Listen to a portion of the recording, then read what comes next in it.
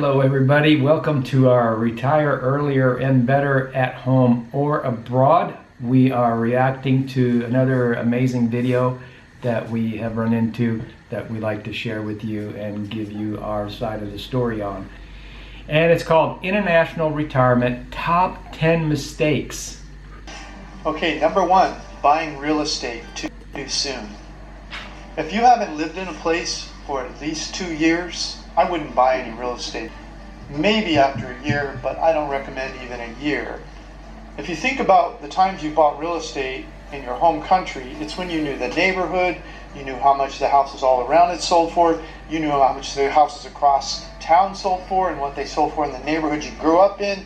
You didn't buy a place before you moved there, but you didn't know anything about the place or the neighborhoods, and you didn't buy it after going to visit 2 weeks, unless you were moving across the country and you had a new job somewhere and you fell in love with the neighborhood and you spoke the language, you knew where to shop, you checked all that out first.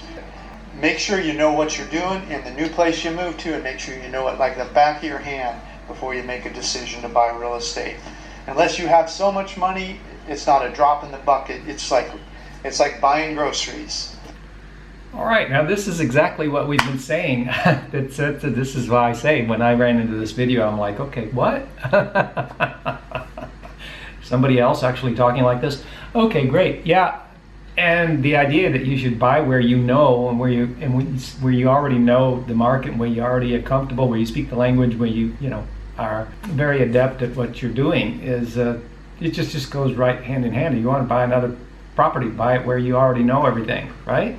Good advice. Also, I don't even recommend selling your home in your principal residence in your home. Even after you've been gone for a year or two, rent that thing out. The income in your hometown, in your country, is probably it's probably double or triple what you're going to have to pay for rent in one of these retirement paradise places. So why sell that place when you know the laws there, you know how that property's been taken care of because you own it, the insurance, taxes, you understand everything about it, you understand the landlord rental law, or you can hire a property manager. Keep the real estate in your home country and rent in the foreign country until you know it like the back of your hand. Yeah. We've made quite a few videos in the past. If you're a long-time subscriber, you've seen us talk about this kind of thing before. We tend to have our own way of communicating and showing where people go wrong. A lot of times we seem a little bit blunt when we do it, but here's a guy just telling it like it is too, so I'm so far enjoying the video. 2, applying for retirement visas too soon.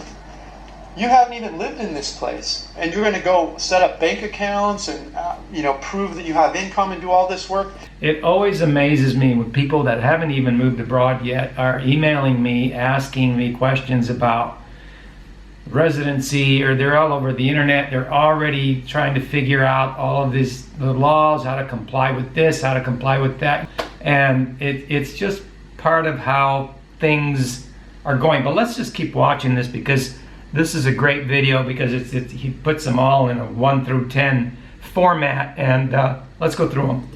You haven't even lived in this place, and you're going to go set up bank accounts and prove that you have income and do all this work.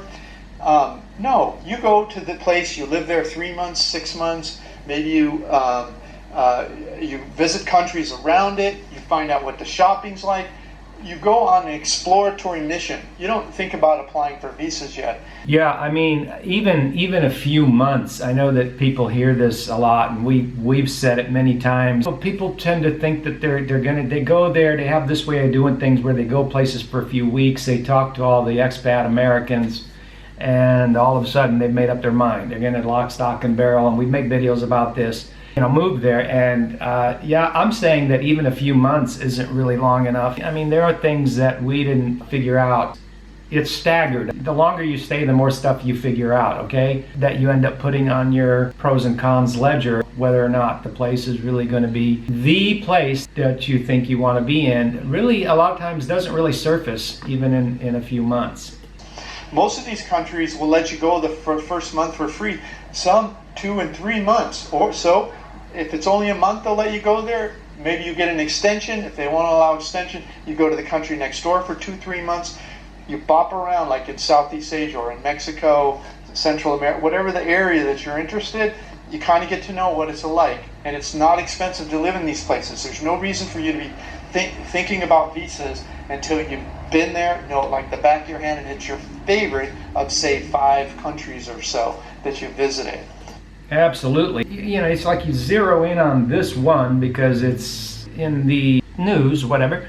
It appears to be popular because of all the promotion, but we have to individually make our decisions. It has nothing to do with groups of people making decisions or advertising money being spent. It has to do with you and your happiness, our happiness, my happiness, your happiness. That's something that's personal. What better way to do it than to have a taste of several areas and then just pick, that way. But yeah, perfect advice. Okay, that brings up my next point. Don't fall in love with the first country that you go visit. Oh my gosh. Talk about hitting the nail on the head. Again, this is number 3. Don't fall in love with the first country. There's a saying within our circles that advice for young men looking for a proper marriage spouse. Don't swing at the first pitch. You may have heard that. And don't fall in love with the first country that you go to. I mean, how many times do you see on forums, oh, I went over here and I absolutely fell in love with it, and they just got there. Okay? I mean, perfect.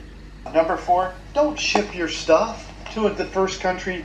Even after you've done your research and you picked this one, this is my favorite, here's my second favorite, and you've thought about the visas and whether or not you have to put money in a bank, and don't pack your stuff up in a container and ship to this new country.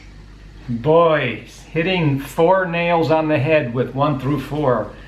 Have we talked about this before? If you're a long-time subscriber, you know we've tackled every single one of these so far, and that's why I'm reviewing this video, because this is exactly what we've been talking about for years.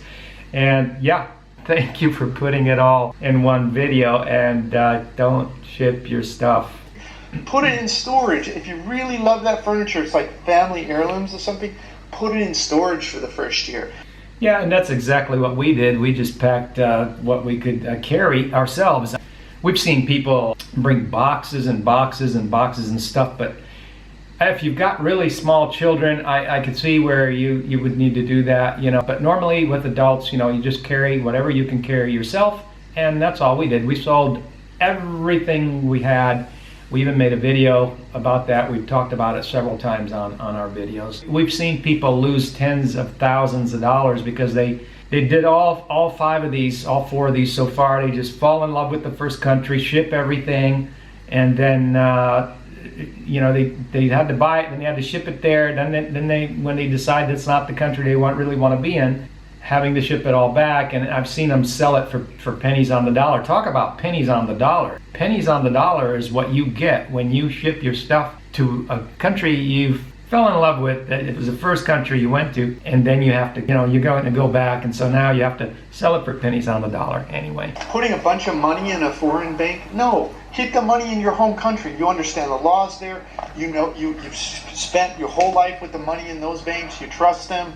You just go to an ATM when you need money. Get the money out. Don't put money in some foreign bank. You don't know their laws. You don't know the rules. What if it's, it's time for you to leave and you can only take so much? And there's all these quirky things around the world. Talk about right. Quirky things. Is that right or not? I mean, yeah, we made videos, people losing all their money in some of these banks. It happened in Ecuador, it happened in Mexico. On top of that, if that doesn't happen, there's quirky laws. You can't get all your money out, or it's getting taxed. Every time you use your card online from that country, if there's an additional country tax on it. It's just all these quirky things, and it's just leave it at home. You're just listening to the wrong people that are just scaring you into thinking you're going to have to, move your money, and it just... For now, keep your money in your home bank, keep your house, rent it out, good property manager.